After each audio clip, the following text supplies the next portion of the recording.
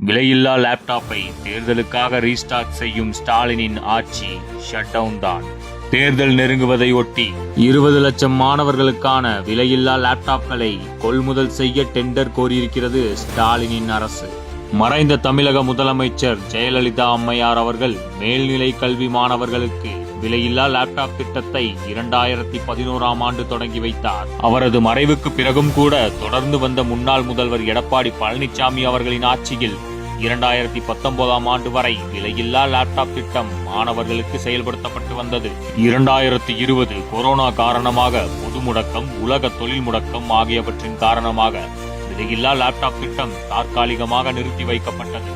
2021இல் ஆட்சிக்கு வந்த திமுக அரசின் முதல்வர் ஸ்டாலின் முந்தைய அதிமுக அரசு கொண்டு வந்த திட்டம் என்ற ஒரே காரணத்துக்காக இத்திட்டத்தையே முடக்கினார்.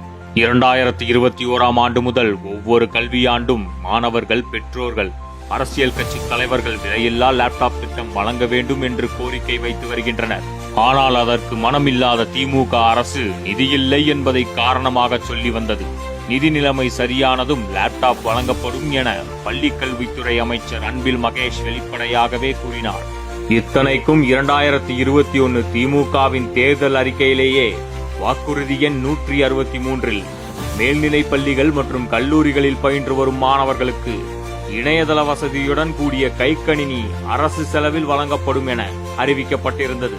ஆனால் கடந்த 4 ஆண்டுகளாக இத்திட்டம் பற்றி கள்ள மௌனம் காத்து வந்தார் ஸ்டாலின்.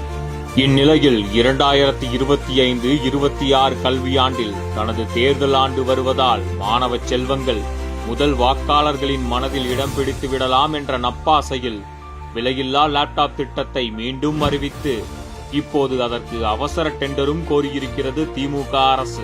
இலவச லேப்டாப்புக்கு பதிலாகத்தான் மாதம் 1000 ரூபாய் தருகிறோமே என்று திமுகவினர் கடந்த 4 ஆண்டுகளாக கிண்டல் அடித்தனர்.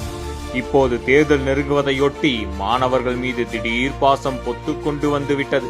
இளைஞர்கள், இளம் பெண்கள் விழித்துக் கொண்டார்கள். விடியல் விடியல் என்ற வார்த்தை ஜாலங்களை கண்டு இனியும் நம்ப மாட்டார்கள் என்பதால் தான் இலவச லேப்டாப் திட்டத்தை ரீஸ்டார்ட் செய்திருக்கிறது ஸ்டாலினின் அரசு. கல்வியாண்டு தொடங்குவதற்கு சில நாட்களே இருக்கும் நிலையில் டெண்டர் விட்டு அது எப்போது கொள்முதல் செய்யப்பட்டு எப்போது மாணவர்களுக்கு வழங்கப்படும் என்பது கேள்விக்குறிதான். முதல் முறை வாக்களிக்கும் இளம் வாக்காளர்கள் முதல் மூத்த வாக்காளர்கள் வரை ஸ்டாலினின் அரசாங்கத்தை வரும் தேர்தலில் ஷட் டவுன் செய்வது உறுதி.